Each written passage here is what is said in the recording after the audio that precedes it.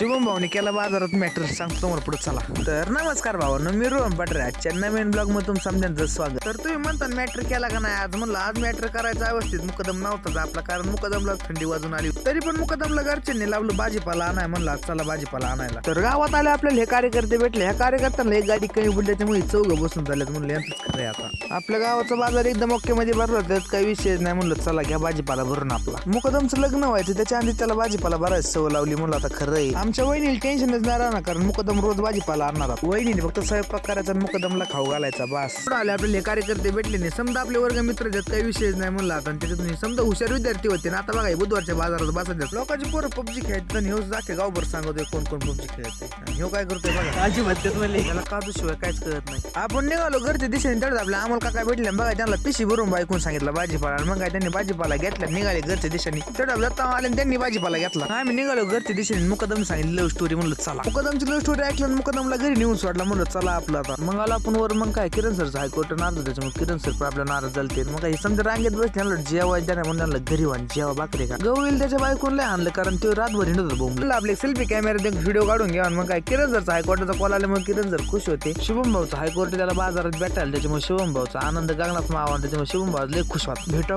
पुढल्या ब्लॉग मध्ये. धन्यवाद.